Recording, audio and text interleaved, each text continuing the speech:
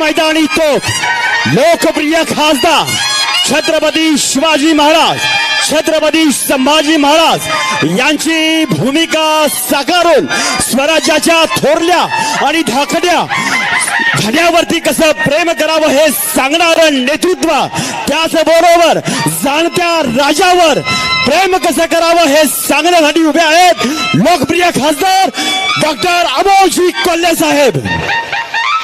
आदिशक्ती तुळजाभवानी,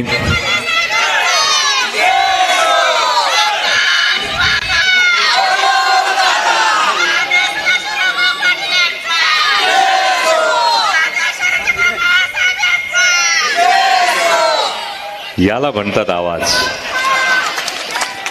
आदिशक्ती तुळजाभवानी, उभ्या हिंदुस्थानचा आराध्य दैवत छत्रपती शिवाजी महाराज आणि छत्रपती शिवाजी महाराजांनी या महाराष्ट्राच्या मातीतल्या माणसाला जगावं कसं हे शिकवल्यानंतर याच मातीतल्या माणसाला शेवटच्या श्वासापर्यंत स्वाभिमानानं लढावं कसं हे शिकवणारे छत्रपती संभाजी महाराज यांच्या पवित्र स्मृतींना अभिवादन करतो. आज राष्ट्रवादी काँग्रेस पक्ष शरदचंद्र पवार पक्षाचे महाविकास आघाडीचे अधिकृत उमेदवार माननीय वैभवदादा सदाशिवराव पाटील यांच्या प्रचारार्थ आयोजित असलेल्या या सभेसाठी मंचावर उपस्थित असणारे पदवीधर मतदारसंघाचे आमदार माननीय अरुणअण्णा लाड, माजी आमदार माननीय सदाशिव भाऊ पाटील, बाबासाहेबजी मुळीक, महेशजी खराडे, रावसाहेबजी पाटील, हनुमंतरावजी देशमुख, महादेवजी होवाळ, संजय बापू विभुते, हायुम सावनूरकर, विठ्ठलजी साळुंके, सचिनजी शिंदे, संजयजी पाटील, संजयजी मोहिते, आमच्या प्रदेशाध्यक्ष जयंत पाटील साहेबांचा लाडका कार्यकर्ता राजू चानकर, संदीपजी मुळीक, अजितजी जाधव, राजेंद्रजी माने, पद्मसिंहजी पाटील, शिवाजी शिंदे, ज्यांनी खरं तर दुबईमध्ये गेल्यानंतर मला आश्चर्याचा असा धक्का बसला होता. मागून आवाज आला जय महाराष्ट्र सांगितलं, जयंत पाटील साहेबांनी सांगितलंय तुम्हाला काय कमी जास्त आहे का ते बघा. ते नितीनराजे जाधव, विकासजी माने, पृथ्वीराजजी पाटील, सचिनजी मेटकरी, संदीपजी लोंढे, दस्तगीरजी फकीर, सिद्धार्थजी माने, व्यासपीठावरील सर्वच मान्यवर, आजी माजी पदाधिकारी, पत्रकार बांधव आणि आपण सगळेच. खरे तर आटपाडी खानापूर मतदारसंघात बोलत असताना एक वेगळी जबाबदारी आणि एक वेगळी भावना मनात असते. कारण आटपाडी खानापूर मध्ये अख्खा देश नाही, पण अख्ख्या देशात आटपाडी खानापूर आहे हे मान्य करावंच लागतं. कारण देशाच्या कानाकोपऱ्यात कुठे जो आमचे दत्तकुमारजी खंडागळेंनी सुद्धा माग तामिळनाडू मधल्या सगळ्या मराठी बांधवांशी माझा संवाद घडवून आणला होता. आणि देशाच्या कानाकोपऱ्यात कुठेही गेल्यानंतर, विदेशात गेल्यानंतर आटपाडी खानापूरचा माणूस दिसणार नाही असं होत नाही. आणि त्यामुळं सगळ्या देशाचं पाणी प्यायलेली माणसं इथं आहेत आणि सगळ्या देशाला झळाळी देणारी आणि त्याला मढवणारी माणसं ही या भागात आहेत. त्यामुळे नक्कीच हा क्रांतीचा जिल्हा आहे. म्हणजे स्वर्गीय जी.डी. बापू लाड असतील, नागनाथ अण्णा नायकवडी असतील, अगदी क्रांतिसिंह नाना पाटील असतील, या सगळ्यांच्या आदर्शाने या जिल्ह्यामध्ये एक वेगळा पायंडा, क्रांतीचा पायंडा पाडलेला. आणि म्हणून या विधानसभा निवडणुकीला सामोरं जात असताना एक वेगळी भावना ही खरं तर मनात आहे. कारण ही निवडणूक मगाची वैभवदादांनी सांगितलं, होय मी त्याचा साक्षीदार होतो की जेव्हा वैभवदादांच्या नावासंदर्भात चर्चा सुरू होती. आणि त्याचं कारण आहे, मी चमकून बघण्याचं कारण खरं इथं सांगतो. कारण ही सगळी उमेदवारीची प्रक्रिया सुरू होती, मुलाखतींची प्रक्रिया सुरू होती. या सगळ्या प्रक्रिया सुरू होत असताना प्रत्येक उमेदवाराच्या, प्रत्येक इच्छुक उमेदवाराच्या मनात एक धाकधूक ही अशी दिसत होते. एक नजर मारली की YB चव्हाण सेंटरला असेल, सिल्वर ओकला असेल, ही धाकधूक दिसायची. आणि ही धाकधूक दिसत असताना एक उंचीला रांगडाचा एक तरुण हा शांत दिसायचा. आणि हा शांत दिसत असताना सदाशिव भाऊंच्या नजरेच्या टप्प्यात असणारा हा माणूस कायम दिसायचा. आणि मला कायम ते वाक्य आठवायचं, जेव्हा 2 जुलैला जेव्हा पक्ष फोडण्यात आला त्यानंतर मी जे ट्विट केलं होतं, काही झालं तरी बापाला विसरायचं नसतं, त्याच्या सुरकुतलेल्या चेहऱ्यामध्ये सुख होऊन व्हायचं असतं. आणि म्हणून प्रत्येकाने देव पाहिलाय की नाही ते ठाऊक नसतं. म्हणजे आज मी माझ्याही घरात, देवघरात वडिलांचा फोटो आहे. मी कायम असं सांगतो की देवानी माझ्यासाठी केलं काय ते मला माहीत नाही, पण बापानी माझ्यासाठी काय केलंय ते मला माहीत असतं. आणि म्हणून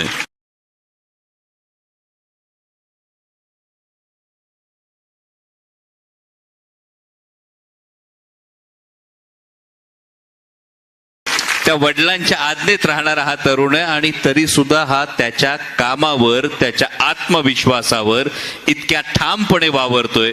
त्यामुळे तुमचं नाव आल्यानंतर टक्कन नजरवर गेली. म्हटलं हा तिकीट योग्य ठिकाणी जाते, एवढी फक्त खात्री झाली.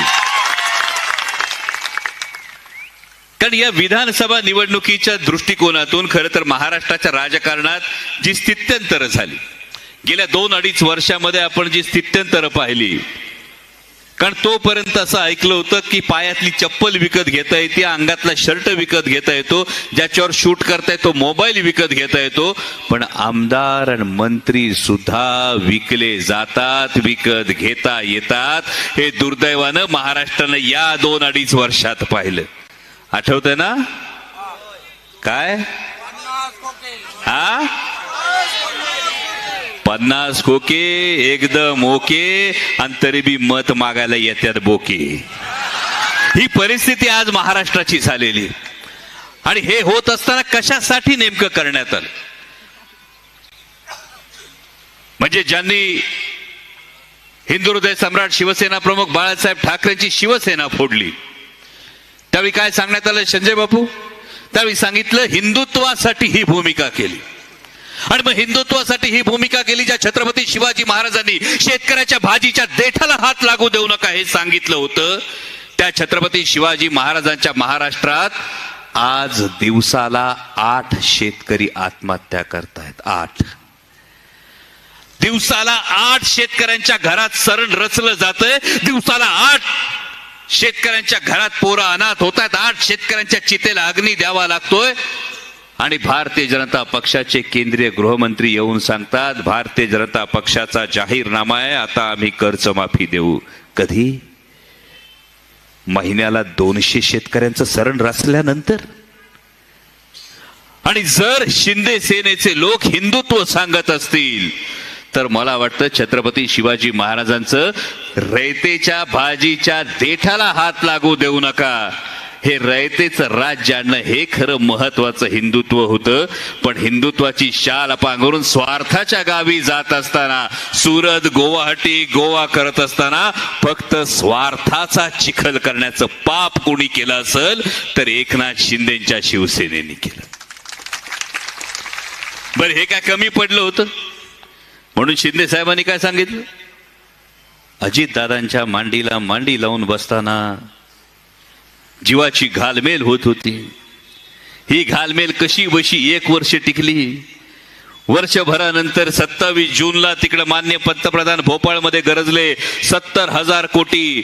टुनकन दादा उठले, गुलाबी जाकीट घालून भाजपच्या मांडीवर जाऊन बसले.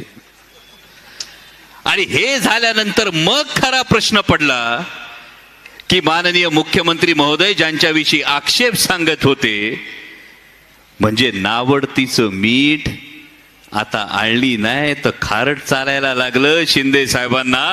आणि मग हे महायुतीचं सरकार पुढे चाललं. आणि महायुतीचं सरकार पुढे चालत असताना नेमकं घडलं काय? अनेकांनी सांगितलं मग भूमिका बदलली गेली. मग सांगितलं गेलं विकासासाठी ही भूमिका घेतली. आणि मग विकासासाठी ही भूमिका घेत असताना विकास केला का? नाही केला बापू, लय विकास केला. अहो तेलाचा डबा 300 ने वाढला, खोबरं 140चं 280 ला गेलं. दिवाळीला दुवा दिली ना? म्हणजे आमच्या लाडक्या बहिणीला जेव्हा दाजीनी सांगितलं असेल करंजा कर, तेव्हा खोबरं किसताना बरोबर कळलं 140चं 280 ला गेलं. जेव्हा सांगितलं शंकरपाळ्या तळ, तेव्हा बरोबर कळलं तेलाचा डबा 300 ने वाढला. आणि हा विकास म्हणत असताना महायुतीचं सरकार खरं तर दिल्लीतून गुबुगुबू वाजल्यानंतर माना डोलवणाऱ्या नंदी बैलाचं सरकार हे महायुतीचं सरकार हे इथं निक्षून सांगितलं पाहिजे. कारण माझ्या तरुणांच्या नशिबातला रोजगार गेला. म्हणजे माननीय उपमुख्यमंत्री आणि मुख्यमंत्री सांगतात, माननीय मुख्यमंत्र्यांचं तर विधान ऐकलं असेल. ते विधान ऐकलं होतं की दिल्लीचे पप्पा सांगतात एक गेलं दुसरं देतो, दुसरं गेलं तिसरं देतो. पण वेदांता फॉक्सकॉन गेला, बल्क ड्रग पार्क गेला, टाटा एअरबस गेला. तब्बल 4.5 ते 5 लाख कोटींची गुंतवणूक गेली. माझ्या तरुणांच्या जवळपास 6 ते 7 लाख तरुणांच्या नशिबातला रोजगार गेला. हा रोजगार गेला तरी सुद्धा काय झाडी, काय डोंगर, काय हॉटेल म्हणणाऱ्यांनी महाराष्ट्राच्या वाट्याला काय हा प्रश्न मात्र विचारला नाही. आणि गंमत बघा, आता सुद्धा येत होतो तर वैभव दादा आल्यानंतर मागे बॅगा राहिल्या. घाईघाईनी इलेक्शन कमिशननी बॅगा चेक केल्या. माझ्या दुसऱ्यांदा बॅगा चेक केल्या. त्या दिवशी कर्जत जामखेडला गेलो तेव्हाही बॅगा चेक केल्या. आता आलो तेव्हाही बॅगा चेक केल्या.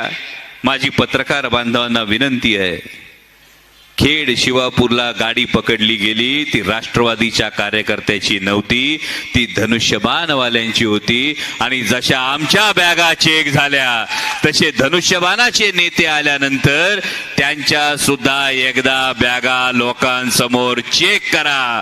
म्हणजे 50 खोके एकदम ओके खानापूर आटपाडीमध्ये होणार नाही याची खबरदारी बाळगा, एवढीच कळकळीची विनंती आहे. कारण हा सगळा प्रवास होत असताना मगाशी येताना छत्रपती शिवाजी महाराजांचा अश्वारूढ पुतळा पाहिला आणि सहज मनात विचार आला की छत्रपती शिवाजी महाराजांनी सुरत लुटली, एकदा नाही दोनदा लुटली, ठामपणे सांगितलं पाहिजे. माननीय अर्धे उपमुख्यमंत्री देवेंद्रजी फडणवीस वेगळा इतिहास सांगायचा प्रयत्न करतात. पण होय, छत्रपती शिवाजी महाराजांनी सुरतेच्या धनाढ्य व्यापाऱ्यांना हिसका दाखवला. शाहिस्तेखानानं जे नुकसान केलं होतं त्याचा वचपा काढला आणि सुरतेची आलेली संपत्ती ही सिंधुदुर्गचा किल्ला उभा करण्यासाठी वापरली. कुर्टे बेटावर सिंधुदुर्गाचा किल्ला उभा राहिला. इतिहास जेव्हा बदलतो तेव्हा परिस्थिती कशी बदलते बघा. छत्रपती शिवाजी महाराजांनी सुरत लुटली आणि सिंधुदुर्गाचा किल्ला उभा केला. आणि आता मात्र दिल्लीतल्या गुजरात्यांनी महाराष्ट्राचे रोजगार लुटले. आणि जेव्हा पुतळ्यामध्ये भ्रष्टाचार झाला तेव्हा छत्रपती शिवाजी महाराजांना सुद्धा रुचलं नाही. पुतळा कोसळला. हा पुतळा कोसळला नाही, हा महाराष्ट्राचा स्वाभिमान कोसळला. आणि प्रत्येक मराठी माणसानं या गोष्टीचा आज जाब विचारला पाहिजे या महायुतीच्या सरकारला. अरे भ्रष्टाचार करत असताना मगाशी कोणीतरी आकडे सांगितले. महायुतीचं सरकार आल्यापासून शिवस्वराज्य यात्रेला फिरताना एका कार्यकर्त्याने सांगितलं, गंमत कशी झाली. आता कोणीतरी महायुतीचा नेता उठतो आणि नेता उठून सांगतो एवढे 1000 कोटी. खानापूर आटपाडीला सांगितलं की नाही? किती? नाही किती कोटी नाही, मी टक्के विचारले. कारण प्रॉब्लेम असा झालाय आजकाल महाराष्ट्रामध्ये, महायुतीच्या नेत्यांनी वरून आकडा सांगितला का खाली कार्यकर्ता कॅल्क्युलेटर काढतोय 10 का 15%. हा,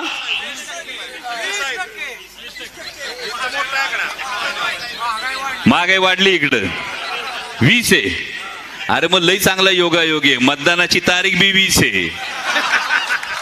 म्हणजे 20 तारखेला 20% वाले बी घरी बसवा आणि मतदानाची तारीख 20 घरी पाठवा अजितदादा शिंदे फडणवीस. ही गोष्ट आधी मनात ठेवा, कारण या पद्धतीनं भ्रष्टाचाराला कुठलाही थारा राहिला नाही. म्हणजे चंद्रयानाला जेवढा खर्च आला असेल, साधं उदाहरण देतो रिंग रोडचं. पुण्याचा रिंग रोड पहिलं बजेट होतं 18,000 कोटीचं. पुण्याच्या रिंग रोडचं बजेट गेलं आता 40,000 कोटी. 157% बजेट एकेका प्रोजेक्टचं वाढायला लागलं. आज महाराष्ट्राची परिस्थिती अशी 8.5 लाख कोटींचं कर्ज हे महाराष्ट्रावर आहे. आजही सांगितलं जातं की आणखी आम्ही केंद्र सरकारकडून निधी आणू, पण परिस्थिती अशी आहे की गेल्या महिन्यात शिक्षकांचे पगार झाले नाहीत आणि पुढच्या महिन्यात मंत्रालयातल्या कर्मचाऱ्यांचे पगार वेळेवर होतील की नाही अशी शंका त्यांच्या मनात येते. आणि ही जर परिस्थिती देशाची असेल, ही जर परिस्थिती महाराष्ट्राची असेल, तर अशा परिस्थितीमध्ये माननीय पंतप्रधान काल महाराष्ट्रात आले आणि माननीय पंतप्रधान काय म्हणाले, एक है तो सेफ है. गंमत बघा, खरंच माझ्यासारख्या लहान कार्यकर्त्याला प्रश्न पडला. म्हणजे आधी सांगायचं हिंदू खतरे में है, आता आडून सांगायचं, मग उत्तर प्रदेशच्या मुख्यमंत्र्यांनी येऊन सांगायचं बटेंगे तो कटेंगे. आता माननीय पंतप्रधान म्हणतात एक है तो सेफ है. देशाच्या पंतप्रधानांनी 10 वर्ष हातात सत्ता असल्यानंतर सुद्धा जर तुम्ही आम्हाला सेफ करू शकत नसाल, तर आता तुमच्यावर भरोसा कसा ठेवायचा हा सर्वसामान्य नागरिकाला पडलेला प्रश्न आहे. आणि म्हणूनच एक उपमुख्यमंत्री म्हणाले, लाडक्या बहिणींच्या योजनेसंदर्भात म्हणाले, आपल्याला सगळ्यांना माहिती आहे लोकसभेला मतांची झाली कडकी, म्हणून विधानसभेला बहीण झाली होती लाडकी. पण या बहिणी जाम हुशार आहेत. बहीण म्हणते लाडक्या बहिणीला तुम्ही 1500 देता, आता 2100 द्यायचं म्हणताय, पण दाजीच्या सोयाबीनला पण भाव द्या, दाजीच्या ऊसाला बी भाव द्या, भाच्याला जरा नोकरी द्या. यातलं काही घडलेलं नाही. आणि मग बहिणीला हा प्रश्न पडतो का चाय पर शुरू हुई सरकार, गाय पर आकर अटक गई. चाय पर शुरू हुई सरकार, गाय पर आकर अटक गई. बात तो हुई थी 15 लाख की. आठवते ना, बात तो हुई थी 15 लाख की, 1500 में कैसे सिमट गई. इसलिए भाई दादा भाऊ ये गुलाबी धूल हमारी आंखों में न झोंके. इसलिए भाई दादा भाऊ ये गुलाबी धूल हमारी आंखों में न झोंके. आपको गद्दारी के लिए 50 खोके और लाडली बहना सिर्फ 1500 में ओके. हा गमतीचा विषय सोडून द्या, पण यामधला महत्वाचा मुद्दा हा आहे की 2014 साली यांनीच गळ्यात टाळ घालून जेव्हा यात्रा काढल्या होत्या, या यात्रा काढत असताना सांगितलं होतं आमच्या सोयाबीनला 7,000 रुपये भाव मिळाला पाहिजे. 14 ते 24 आज पेट्रोल वाढलं दुपटीनी, डिझेल वाढलं दुपटीनी, गॅस सिलेंडर वाढला दुपटीनी. 5,800चं सोयाबीन आलं 3,200 वर. आमच्या पोरांच्या खोड रबर आणि चीज पेन्सिलीवर पण 18% GST आहे. तुमच्याच खिशातलं काढतात, उलट तुम्हालाच देतात. आणि म्हणून महाविकास आघाडीची पंचसूत्री फार महत्वाची, ही लक्षात घेणं फार महत्वाची. पंचसूत्री काय, तर ही केवळ लाडकी बहीण म्हणून योजना नाही, ही महालक्ष्मी योजना आहे, ज्यामध्ये प्रत्येक माता भगिनीच्या अकाउंटला दर महिन्याला 3,000 रुपये येणार आहेत. दर वर्षाला 6 गॅस सिलेंडर मिळणार आहेत. लेक जन्माला आली तर तिच्या नावावर फिक्स डिपॉझिट ठेवून ती 18 वर्षाची झाल्यानंतर तिला 1,00,000 रुपये मिळणार आहेत.